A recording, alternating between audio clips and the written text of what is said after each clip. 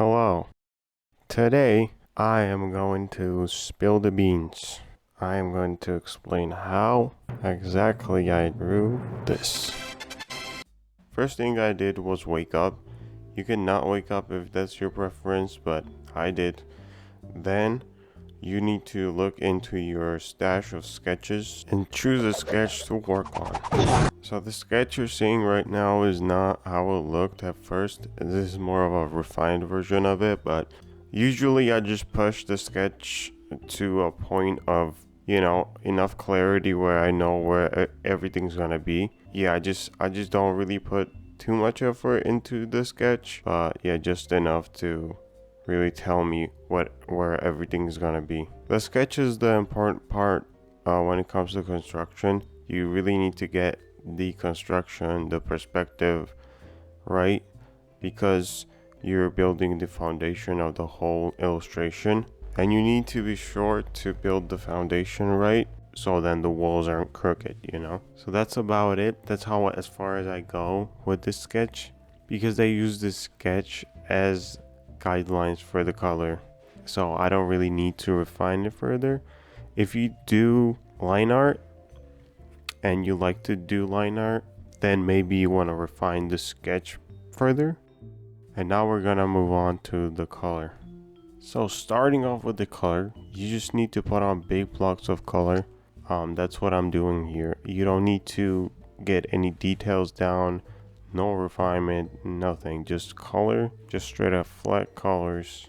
And I'm choosing the more saturated, brighter colors because I want this piece to have overall a more peaceful and a happier tone.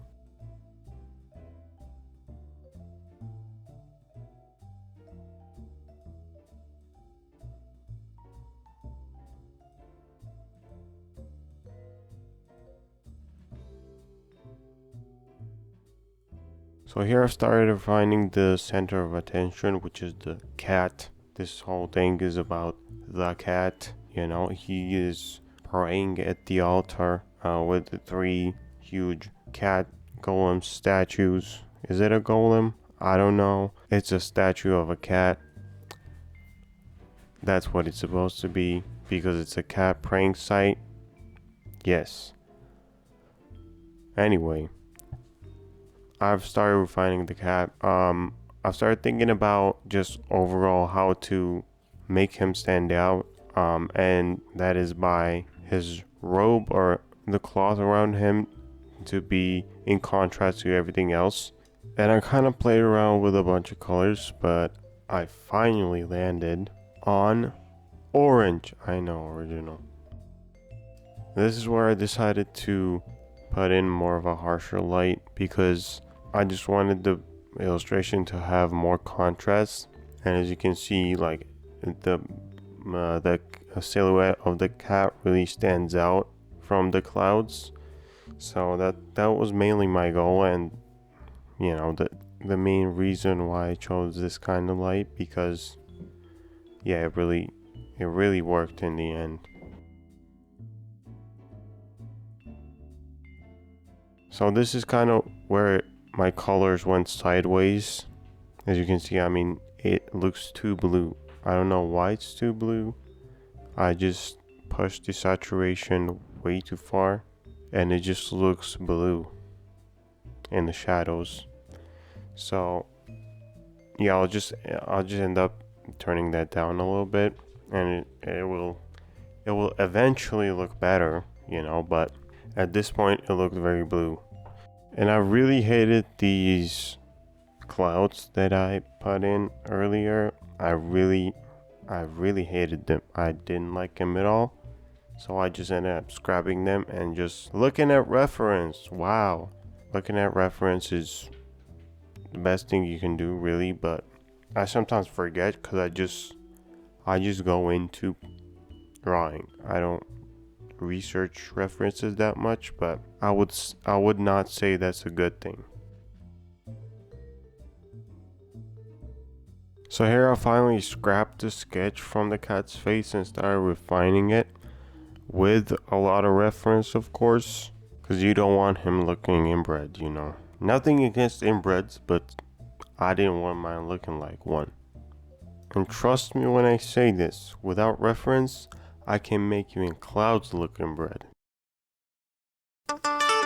And when I think I've sufficiently detailed the cat, and I don't need to push it even further, I go on a second detailing stage where I just, a mini refinements, just overall, just like small changes or small add-ons or whatever you want, just micro decisions. Yeah, to just add overall the sparkle for the end. And this is how lazy I am with artworks, because I had this like intricate, the scarves that have like intricate kind of line designs on them, and like they're like swirly and all that stuff. This is all I managed to put on it. This is the furthest I was willing to go. What is this? Like, why even put that on? I don't know, but I just, you can't even see it in the final piece, right? Like, it's not a major detail. So I don't even know why I even did those lines, but they're there.